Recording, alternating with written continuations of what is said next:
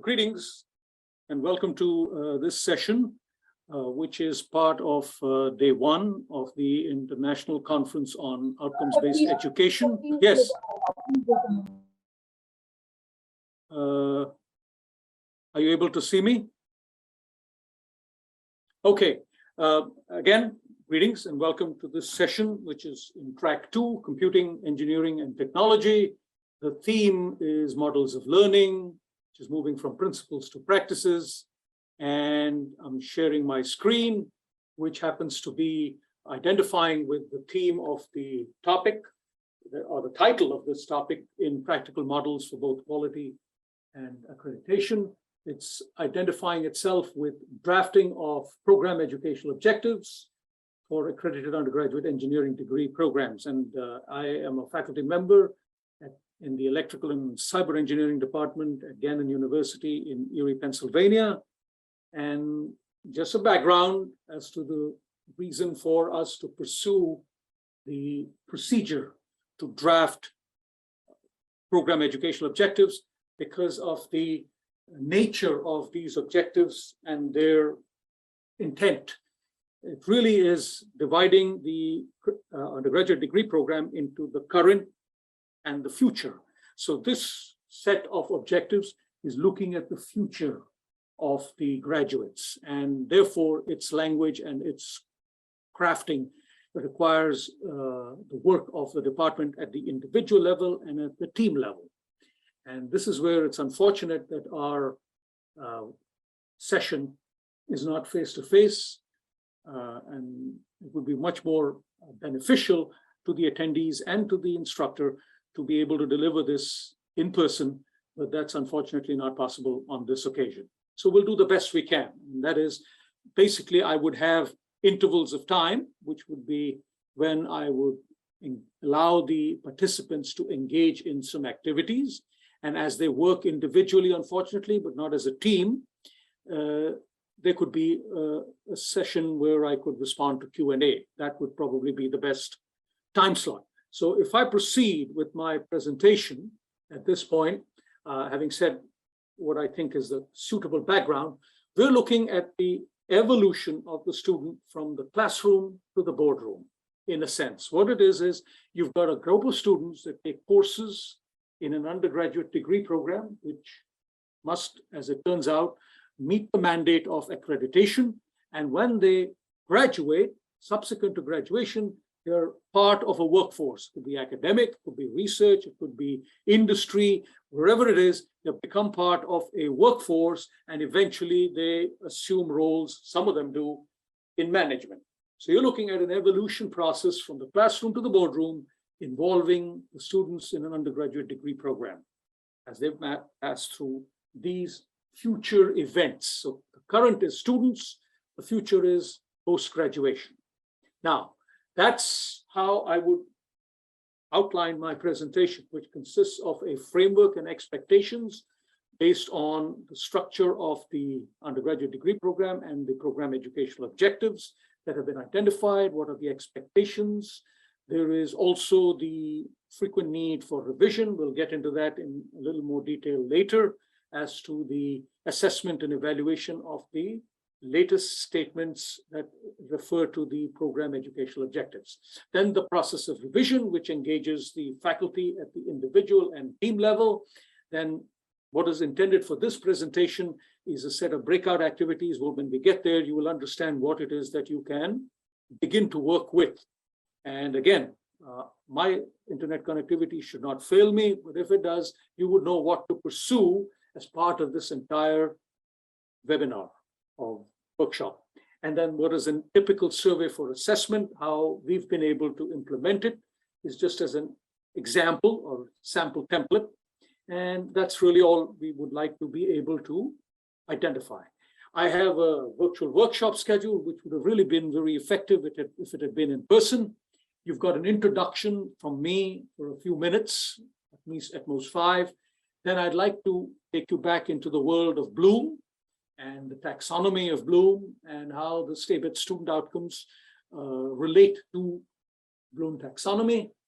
Then the program educational objectives, which are really identifying with their emphasis and the language, specific and distinct from student outcomes.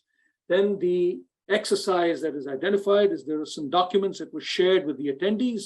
You would have an opportunity to look at the Bloom taxonomy and extract keywords from the mission statement of the university, of which I have some examples also posted.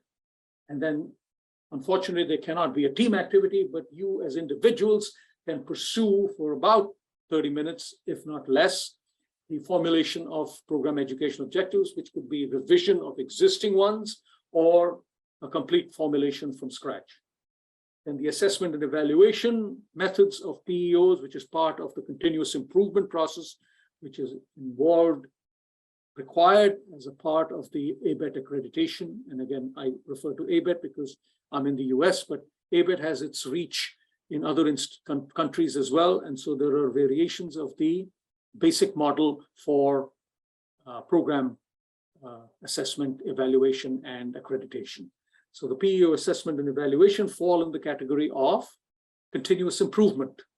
Then a session where you map the PEOs to the ABET SOs, that is just to gather the links that complete the picture. And then finally, if some of the attendees have completed activities in breakouts 1, 2, and 3, they can present it to all the participants as part of this virtual workshop.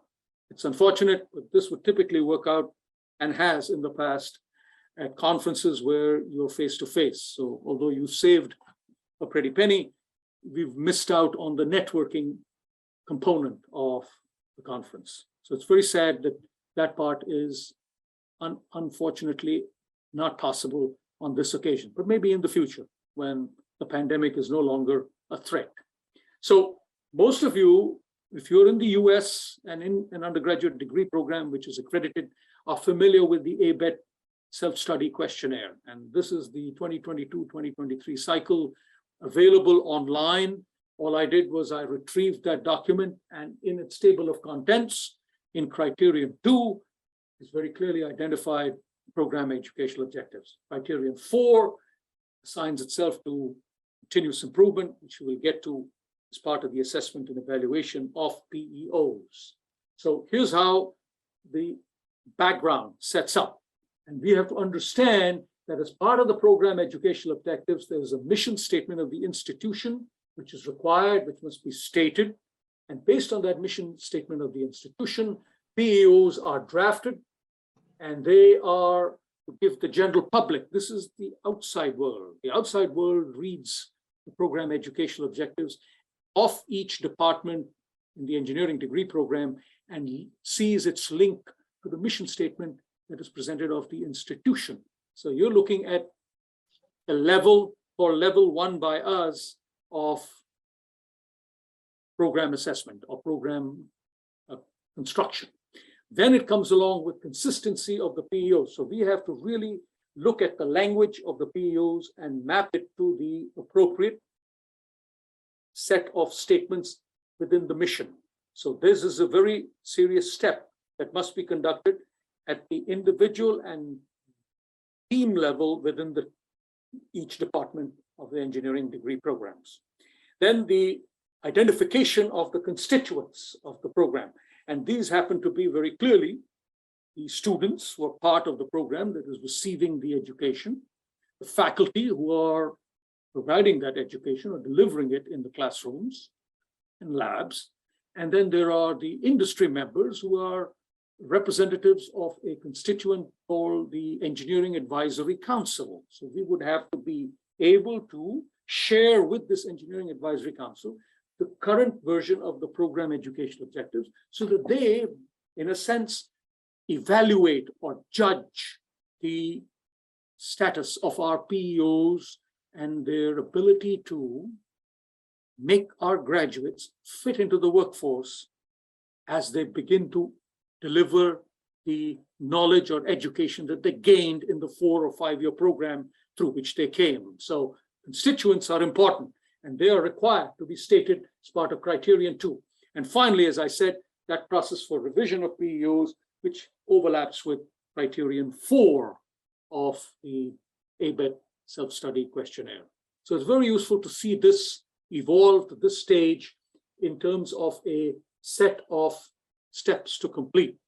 And because it is that critical, we have to look at how we would arrive at a description of a procedure that enables us to periodically review on a cyclic basis and revise the PEOs. So those are basically how we would, in that process, involve the constituents that we have identified, which is namely the students who are participants, the Engineering Advisory Council, which is essentially the members of industry or academia into which the students end up after graduation, and their feedback and their involvement is to redefine, essentially review and revise the statements in the program educational objectives. And that result of the process in the PEOs are then incorporated based on appropriate meetings with the constituents and gathering the information. So it's just data collection as well as assessment and evaluation. And finally, what is that timeline for the progress of this process? So you're really looking at a sequence of steps to be conducted. And what is that time frame? We get into that in a little while. So here are a pair of mission statements. The first one is from our own institution. It was revised in the recent past, but after its revision was made, it has served as the benchmark for the PEOs to be mapped to. So key activity in Breakout 1 is look at a sample mission statement and extract what are appropriate keywords toward which you can direct your program educational objectives as statements or as essentially as objectives, as sentences that would basically target the appropriate keyword and deliver on that keyword through the program as it evolves in 4 years. So here are a pair. And what I did was I've already provided attendees with 2 documents. I'll get to it when I get into the program educational, into the breakout activity. But what I'm identifying there are the taxonomy of Bloom, which I'll get into in a minute, and the statements, mission statements of some institutions that I downloaded, which are across several engineering disciplines: electrical, environmental, civil, mechanical, etc. So what you will see there are a choice, and each of you can, unfortunately not working as a team, but as an individual, begin to work on the breakout tasks through those uploads or materials that are provided to the attendees. And if you don't have it right now, you can always reach out to the conference organizers and request them to provide you with that zip folder that contains what is useful to practice the process of understanding the step-by-step procedure to draft the program educational objectives. So there is an overall assessment cycle in which there are levels identified. So we look at level 1 as PEO assessment, where the constituents participate through having received action items. Now, the action items are coming from the internal delivery, the current course and student outcome evolution within the curriculum.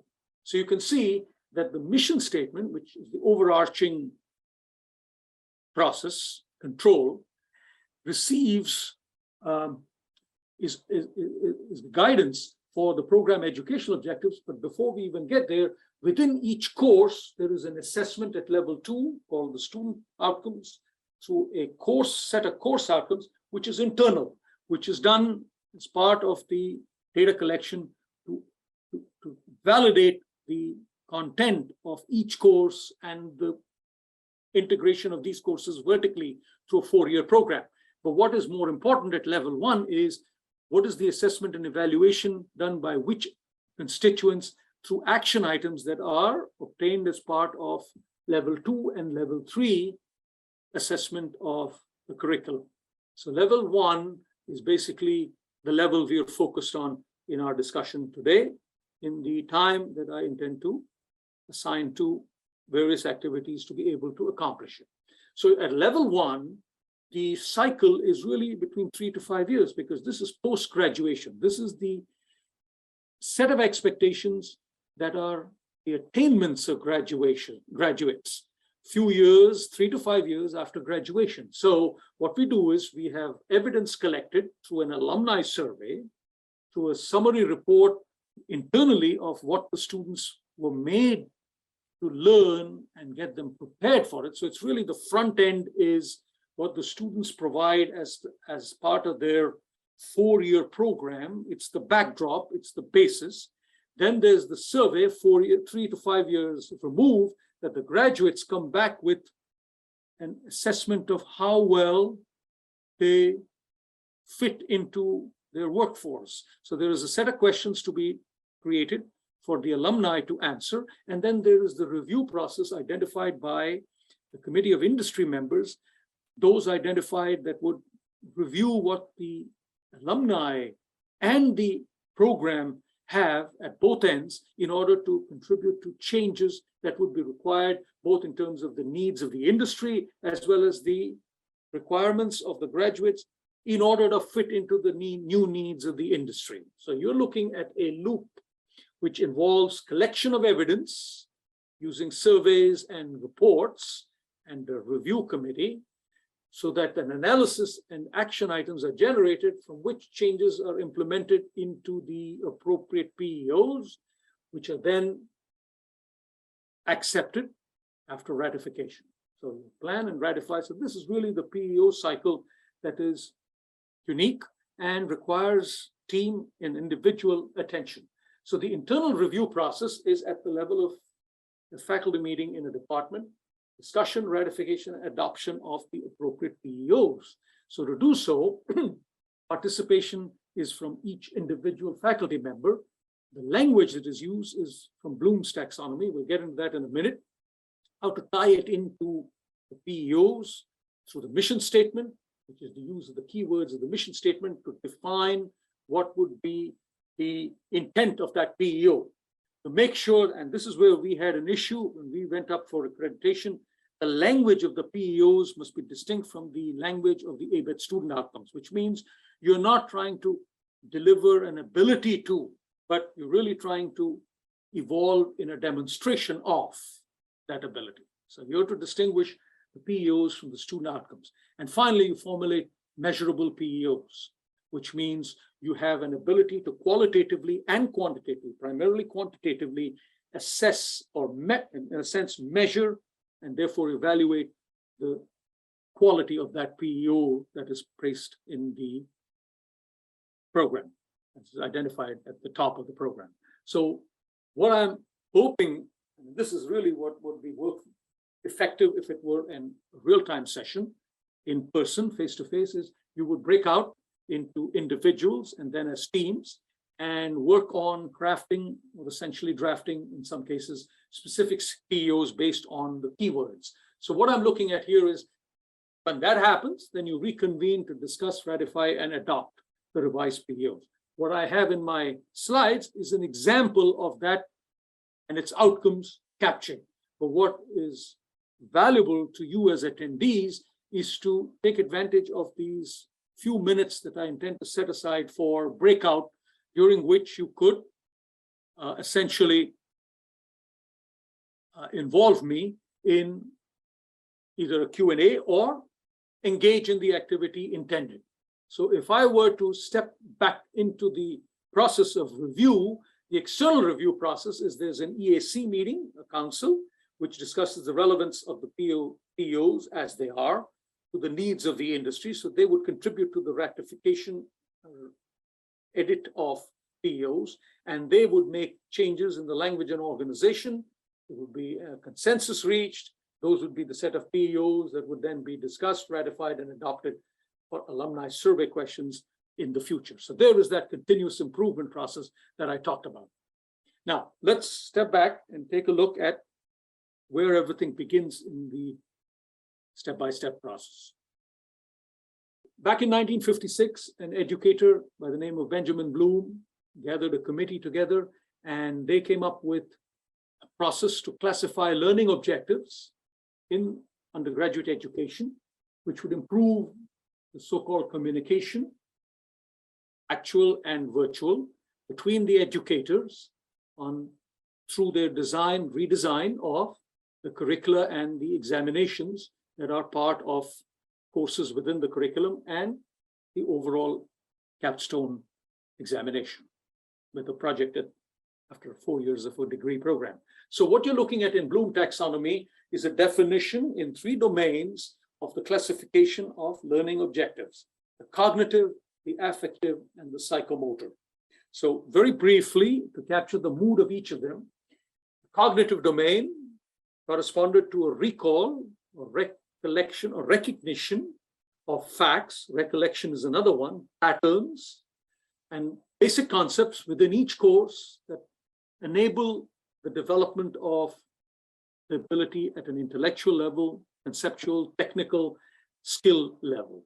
This is very useful to know that the cognitive domain plays a major role in the undergraduate degree program. The affective domain, which is focused on the feelings or emotion associated with the manner of learning, corresponding to appreciation, enthusiasm, motivation, is a more subjective or less quantified in terms of curriculum needs, but does affect the overall growth of the student within the program because it relates to the emotional state of the individual.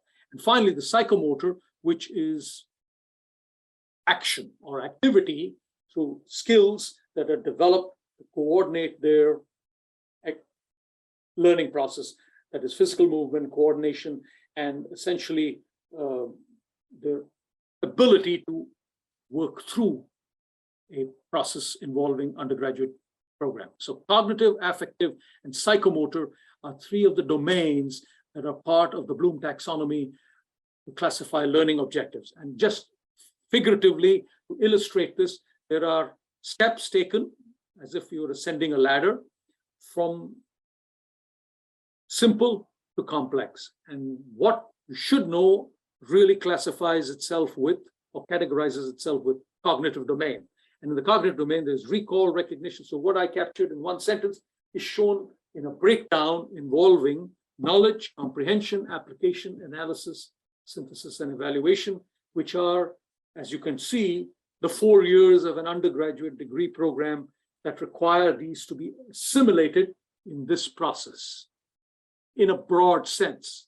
So that's your cognitive domain. Similarly, how one should know it: perception, response, value, organization, characterization is a state of the mind. And these 5 categories, from simple to complex, sort of identify with the ladder of learning in the affective domain. And finally, in the psychomotor domain, you've got yourself a skill level for perception, setting, response, mechanism, and overt response, adaptation, and origination. So you've got a real breakdown what I should be able to do given my cognitive and affective preparation is to apply it in the psychomotor domain. So there are 3 of these domains that play a role.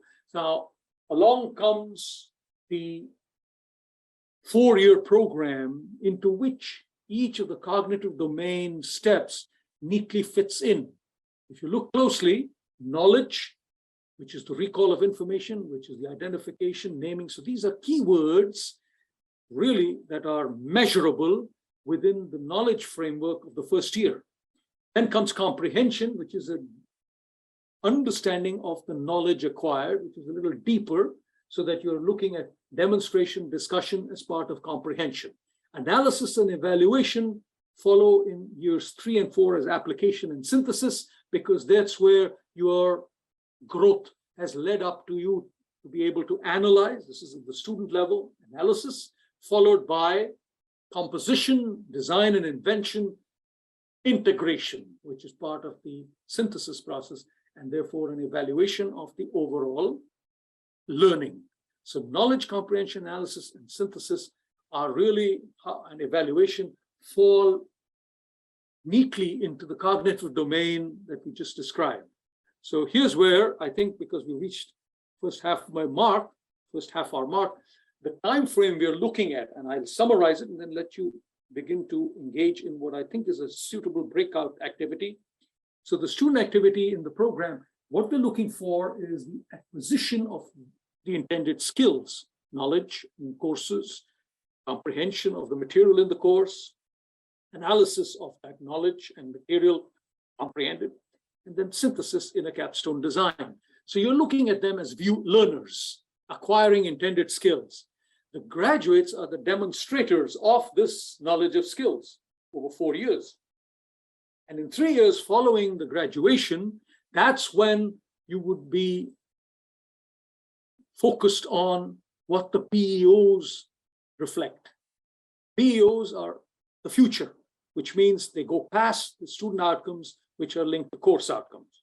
But they rely on two components, preparation as well as the demonstration, which comes from outside following graduation. So the leading and assuming responsibility in their profession is beyond the 3 to 6 year interval, which is really not within the purview of the undergraduate degree program. They've really evolved and they've demonstrated what they gained from what they learned years in the past, 3 to 4, up to 3. And then as they go beyond it, that's really the bedrock. We do not have reason to wish to define the needs of the graduates once they become leaders and assume responsibilities. So they're expected to then become contributors 10 or more years after graduation. So they have influence on policy, decision-making, but their bedrock is as learners and as demonstrators. So our focus in time frame for PEOs is really in the demonstration through measurable PEOs, 3 to 5 years post-graduation. That's our framework. And it really helps to know this ahead of time, because then you can take upon a breakout activity. So what I'm thinking is a useful breakout activity at this point is I'll be silent for about 15 minutes, maybe less, during which time I would encourage you to reach out to, and I'll share with you in my screen. If you see my screen right now, there were 2 folders as part of a zip folder that was made available to the attendees. The Bloom taxonomy, which I would like to share with you in this minute. The Bloom taxonomy comprised a document where I clearly identify with, and this is back when ABET had 7 outcomes, but you should not worry about that. What you're looking for over here is in the cognitive domain, there are certain verbs that would, keywords that would relate to each of those so-called ABET student outcomes that play a role in crafting the appropriate course outcome, but in your case are the keywords that would help you measure the PEOs. So I have provided you with a Word document, a PDF, containing the cognitive domain and specific keywords as examples that represent the knowledge, comprehension, application, and analysis. Similarly, in the affective domain, for each of those steps that were identified as part of the simple to complex process. So these are very useful to have as a document, as a backdrop, because what the intent is for you to be able to take one of these sets of slides, civil engineering or electrical and computer engineering or civil engineering and environmental engineering or mechanical engineering. And I identified with the one that we had at our institution, but you can pick up on any one which has a mission statement. So there are 4 slides within that PowerPoint file in the folder. And what it contains is a mission statement.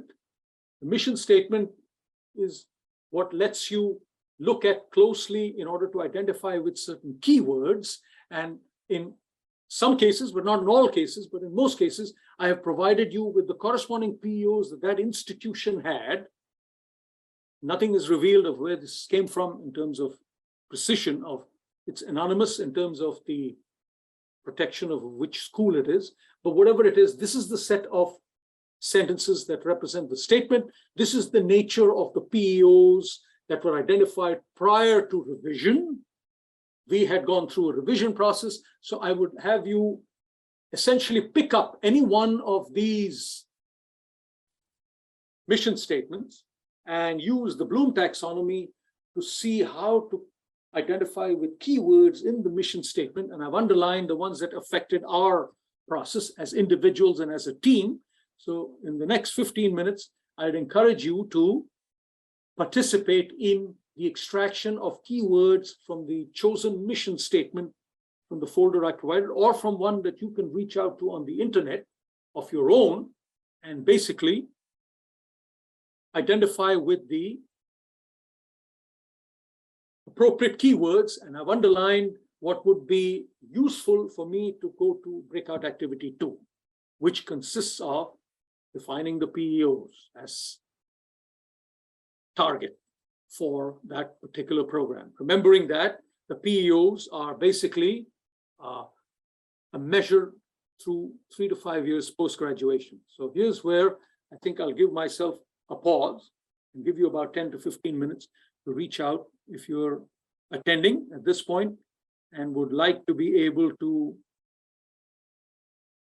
engage in Q&A. This is probably a good stop time or partition of that, and I would be happy to relate to anything that would figure as a Q&A, and hopefully engage the host and the moderator if they have anybody currently present. But there'll be a pause here for a few minutes, unfortunately, in order to enable whoever is attending or who plans to attend in the future to be able to use Bloom taxonomy and the mission statement and extract keywords based on the Bloom taxonomy. So just so that I know that Malaika is there, but Professor Tigala, has he been able to join us? Let me resume because I gave you guys a few minutes. Whoever is attending or plans to attend in the future would like to use this material, I think you can do so at your own leisure. But as an individual within a department, the effectiveness of the construction of PEOs, the ratification, the rewrite, revision, formulation is at 2 levels. Individual, which means as a faculty member, you use the time frame within the meeting. In our case, in this case, unfortunately, in a remote environment like this, it's very difficult to ensure that everybody is participating at their individual and team level. There can be no team level unless we had breakout rooms, but that's just too much to expect from the virtual environment. So instead, let's walk away with the process. And the first step is, as you just see over here, the next step, which corresponds to identifying with the actual PEOs based on the keywords that were extracted from the, as you can see that I'm getting into that PEOs as a second workout session, but rather than get into that framework right away, let me use this interval of about 15-20 minutes to reveal the process of continuous improvement. And then you can go back and begin to formulate or revise the PEOs from whichever of those PowerPoint slides that had the mission statement and the PEOs that were provided as part of the materials given to the attendees. So it'll be very useful for you to go back there. If you've chosen to do it differently, then that's what you would reach out to, which is the mission statement from which you took the keywords. And if you had a guidance provided by original PEOs, you could use that, or you're crafting your own PEOs based on that mission statement. So let me get into the aspect of the self-study questionnaire that targets continuous improvement. It's called Criterion 4. It's part of the self-study adopted by each engineering degree program for seeking accreditation. So the continuous improvement would require an assessment of the PEOs in a certain cycle or process, periodically visited, collection and analysis of the data, and then an evaluation of those PEOs, which means an interpretation of the data that has been collected and analyzed. So what is it that we are targeting? And we've already seen that it relates to an internal component, an external component, and an oversight of both components from the faculty and from a council. So there's where our process for Criterion 4 gets into place or gets positioned. And again, this is something that we use in our report at our department And I'd like to thank Dr. Mack, was our chairperson who developed this and who has been a pioneer of the process that we see over here. The assessment process on the left, which at the course level is internal, level 2 and level 3. That is the input of the faculty, the work of the students, the exit survey from each course, contributing to the attainment of the course outcomes as part of the faculty course assessment report, FCAR. Then the senior exit survey, which is to see how their student outcomes attainment links to program educational objectives internally, so that their preparation from within the system for a future 3 to 5 years down the road after graduation.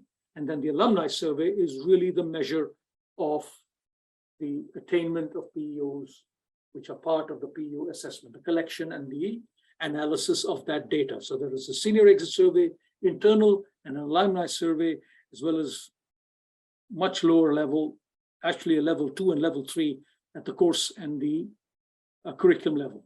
Finally, the evaluation involves faculty, engineering advisory council inputs to the relevance of the current set of PEOs and the necessary changes that have to be incorporated in order to change the educational practice and to filter down to the individual courses within the undergraduate degree program. So this is really a very clever and neat way in which, and for this, Dr. Mack, who was our chairperson back in the time frame when this was our accreditation model, is responsible for this. So we're looking at an internal assessment. What are we measuring? We're looking at the educational practices that end up preparing the student for the attainment of the intended PEOs. So even they're looking into their future when they read the PEOs, but they're coming to it from a preparation that is essentially how well do we see the student outcomes, the ABET student outcomes, mapped to the PEOs that we have identified.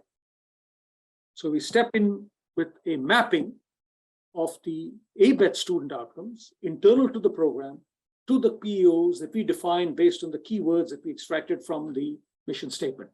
The external assessment is the relevance to the workforce, which comes only through interaction of the faculty with members of an engineering advisory council, which can come from local, regional, and national or global framework. And in this virtual world, we're able to call upon individuals from each of these 4 frameworks in order to contribute their knowledge of the workforce and its requirements, and how well do our current PEOs, through our graduates, accomplish the goal of making those graduates productive in the workforce. So that the PEOs are really the language that needs to be addressed when technology sees evolution, especially if you have communication that has evolved to 5G and 6G, then how do we take it back into our coursework so that the students can come prepared to belong in the workforce that expects them to have that knowledge? So that's where the EAC review is critical. And then, of course, the most important piece is, what are our graduates saying after 3 to 5 years? Have they been well prepared for whatever the basic knowledge that was provided to them from the past? Now, technology changes very rapidly.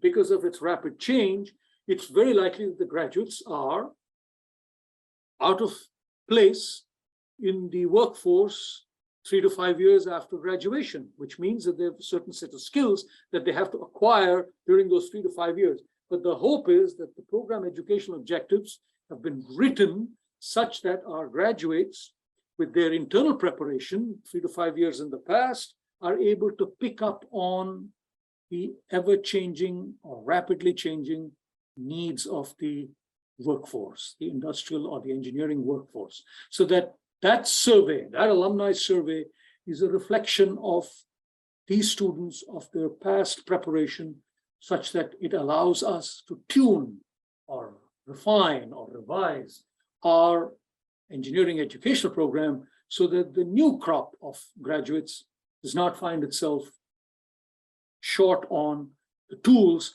that the current crop of postgraduates think are very important for that workforce, for them to survive in the workforce. So the interesting or useful aspect of this is while these alumni are struggling to adopt or adapt to new ways, we are adopting a set of changes in our courses that reflect through our PEOs, which potentially future students coming to our program see with their parents in order to close the loop on the improvement process that we are talking about in criterion 4. So it's very important that there's an internal and an external assessment.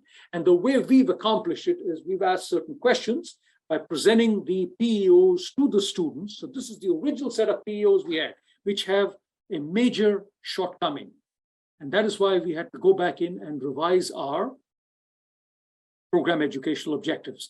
The reason I say that is because if you look at our present PEOs before we had to make the revisions, their language is not reflective of what the students would be measured on 3 to 5 years after graduation, which means they're not really written with the intent of them having been attained by the students. So this is attainments that are within. Ability to and foundation in is really part of a program from within. That means these are more appropriate as objectives within each course or within the curriculum. They're not really program educational objectives. So we had to revise these 5 PEOs, but the nature of the external assessment is we let the graduates, those already in the workforce, 3 to 5 years after graduation, look at the statement of the PEOs that they had been exposed to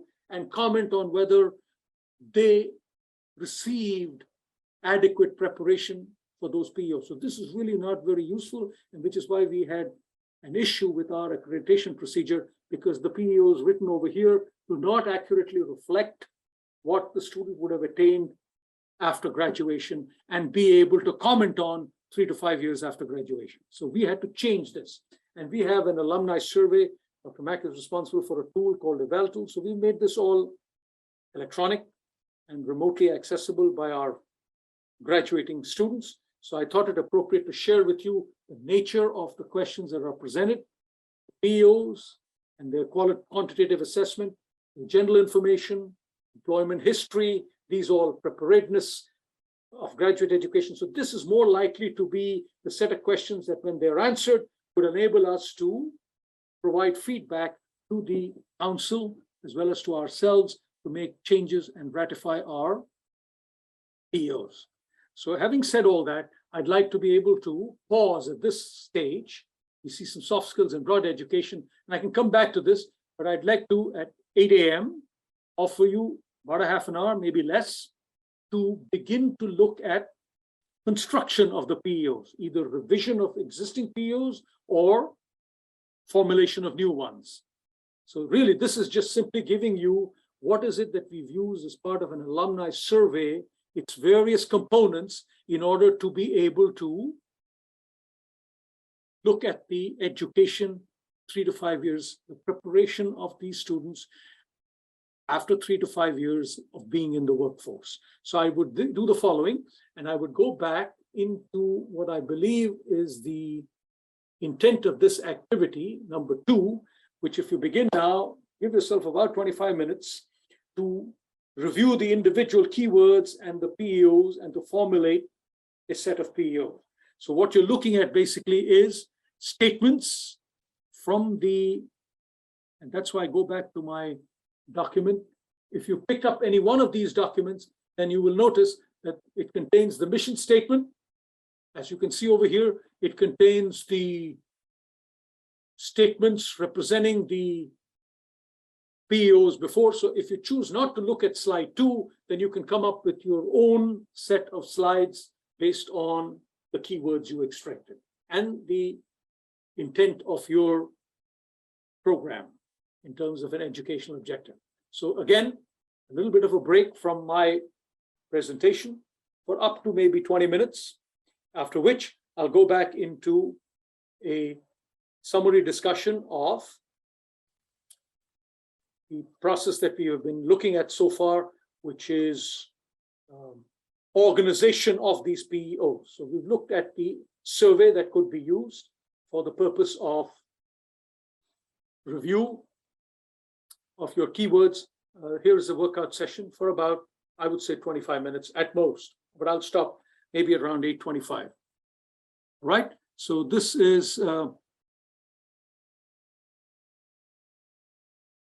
whoever is in participating as an attendee is able to now take what they took out as keywords and construct appropriate PEOs or modify the PEOs that are part of that file that you chose from the folder that contained sample mission statement, sample PEOs related to that mission statement.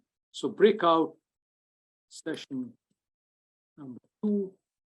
Again, just to remind you, if there are any questions for which you seek appropriate responses, this is a good time to put it down through chat, or if you're working on the keyword and PEO construction, I would allow you another 10-15 minutes, after which we can continue the discussion and perhaps be in a position to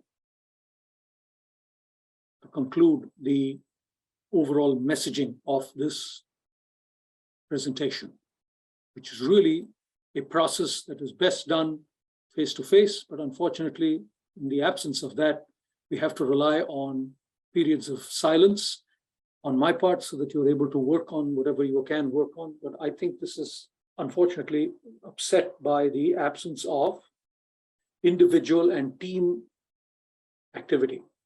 No problem. I think what we're looking at is me laying out a process so that it's early in the day in the US, so most likely there are very few attendees from the United States, but overseas, depending on which continent you're on, if it is Asia, then you're likely to be in the evening, late afternoon, evening. If it is Australia, it's probably evening to night.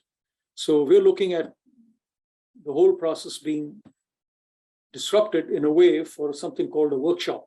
But as long as you get the message. So I'm going to spend a little more time after about 10 minutes and conclude with the material. And then depending on where I end up and how the host feel, we can either wait or we can choose to sign off, depending on the number of attendees and any questions or answers that they wish to present or require. Good. Give yourselves another 5-10 minutes to look at mission statement, keywords, PEOs. And then I'll finish my presentation in the 15 minutes after 8:20, thereabouts.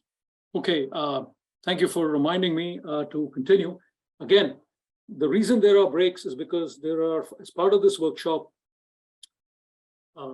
breakout activities, which means individuals, and if this was in a room with people physically present, they would actually be teamed up to complete those breakout tasks. That's why there are periods of silence. I think they're required. That allows whoever is attending to engage. And it's not a one-way. That's why it's a 2-hour event. It requires material to be broken down. So I went over assessment, internal and external, and I gather there are no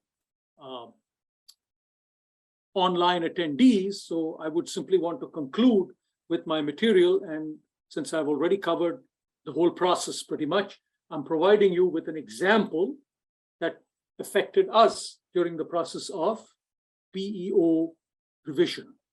So I think I covered most of this. If you look at our PEOs over here, they lack the ability to measure the graduates 3 to 5 years after graduation. That is the theme of the PEOs, the underlying need of PEOs.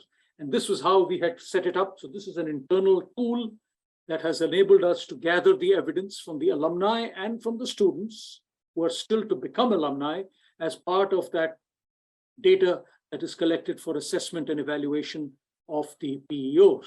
So having said all that, there would have been a third and a fourth PEO breakout session, which I will reserve for the last 20 minutes or so of this presentation. But I would like to then use the remaining time to conclude what it is that happens as part of the complete process. So this workout session, supposedly number 3, which I'm not going to be able to start up now because it's meaningless unless there are attendees who have reached this stage by completing 1 and 2, is really to distinguish, so to be able to write these PEOs so that the language is distinct from those of the ABET student outcomes. And I'll get into that in a minute. The reformulation for measurability is to make sure that there are certain verbs in the use of those PEOs coming from the Bloom taxonomy that lets you measure them quantitatively first and qualitatively subsequently. So you have to map the PEOs to the ABET student learning outcomes, because that is how we believe that the internal preparation launches the student into the workforce. So this mapping is critical and is required by the ABET accreditation process. So having said that, this was the sample mission statement that we worked with. We were originally given a statement that had since been modified. The university chooses to modify its statement according to the mission that requires refinement. So their decision here was to emphasize excellence in teaching, scholarship, and service. So these are some of the key words that have been extracted by the individuals in our department working as faculty members individually, underlining or identifying with what is it that would be the focus of the appropriate PEOs. Global citizenship, broad education, holistic in liberal arts, science, and professional categories, comprehensive value-centered learning experiences with faith, leadership, inclusion, social responsibility. So these were some of the highlighted keywords and phrases coming out of the sample mission statement. Then this was the original set of PEOs, and you can see that they have a weakness, and each of them is weak because it's not really targeting the graduates.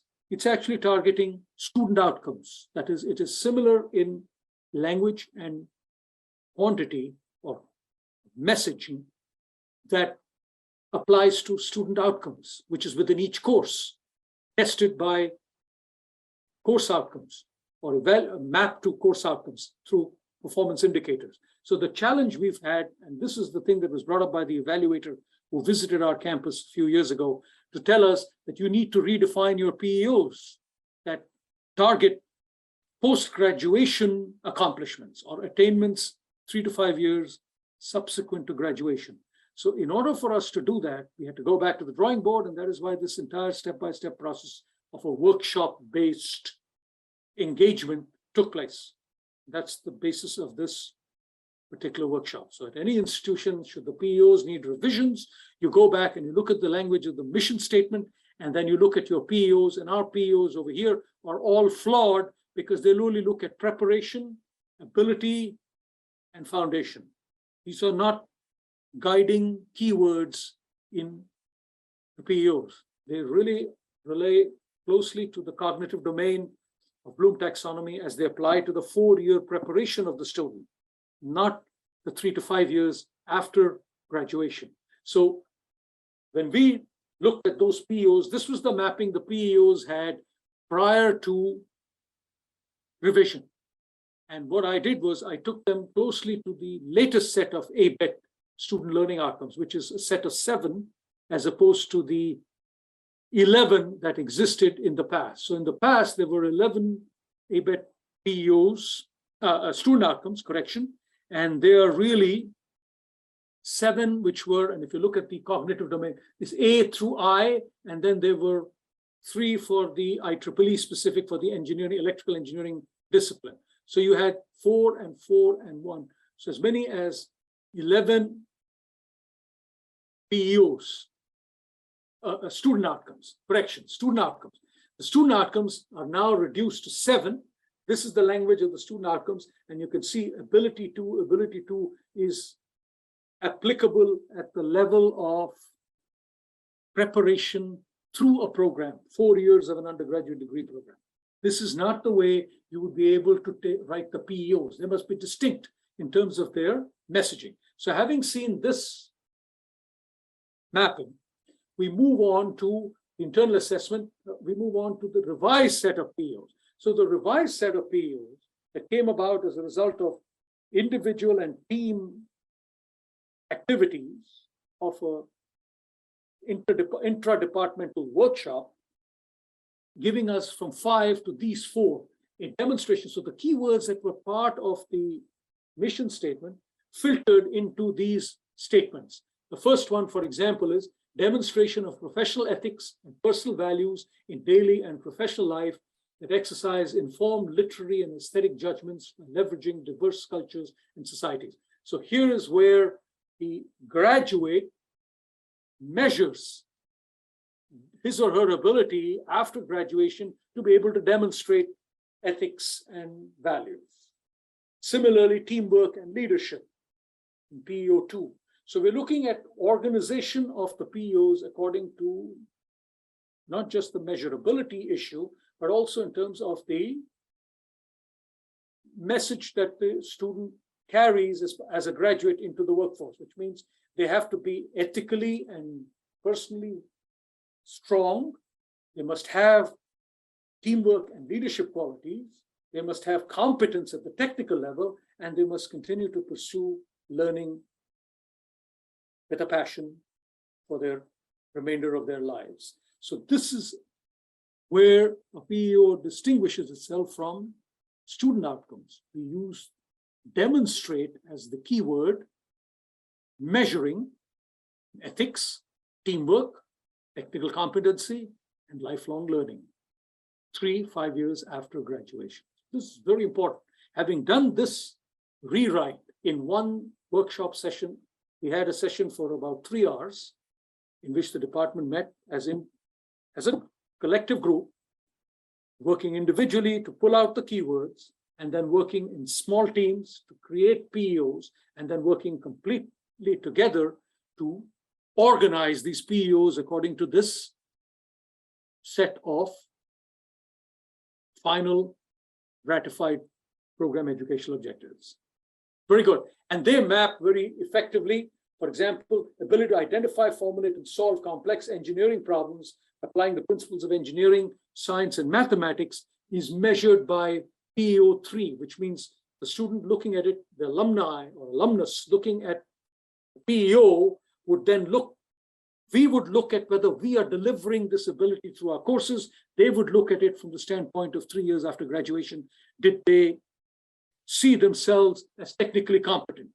So internally, PEO 3 maps to ABET student outcome 1. Student outcome 2 similarly relates to engineering design.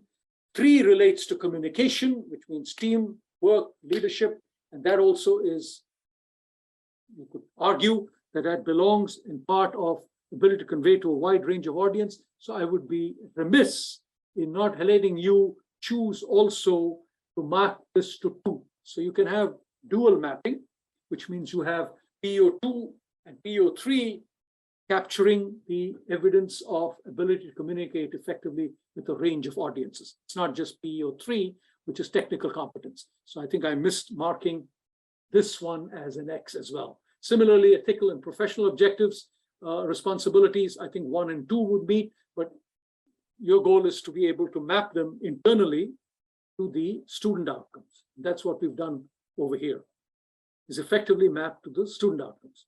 And the ability to acquire and apply new knowledge using learning outcomes is, again, very effectively achieved.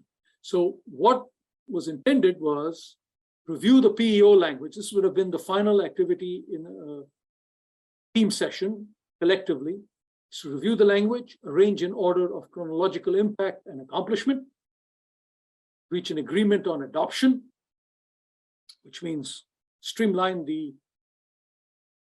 language that is used in each PEO so that everyone is in agreement, and finally present the PEOs and mapping to the attendees. So this was the intent of the workshop, but because there are no attendees, as I can see, or there's only one attendee, I would at this point wish to know whether, and that actually concludes the formal presentation of the talk aspect of this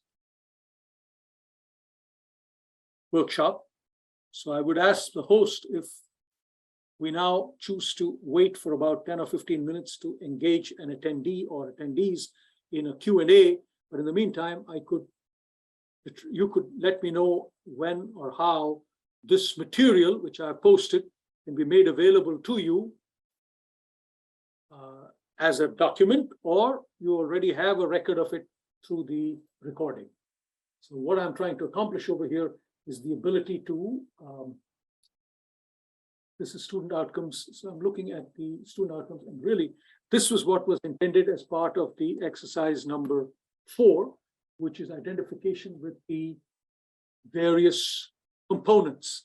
So if the revised PEOs are demonstration of professional ethics, teamwork and leadership, technical competence and lifelong learning, then which of these fit into the appropriate category? And I'm just revising them to make sure that I capture the message of each of the PEOs from being measured from within the system. So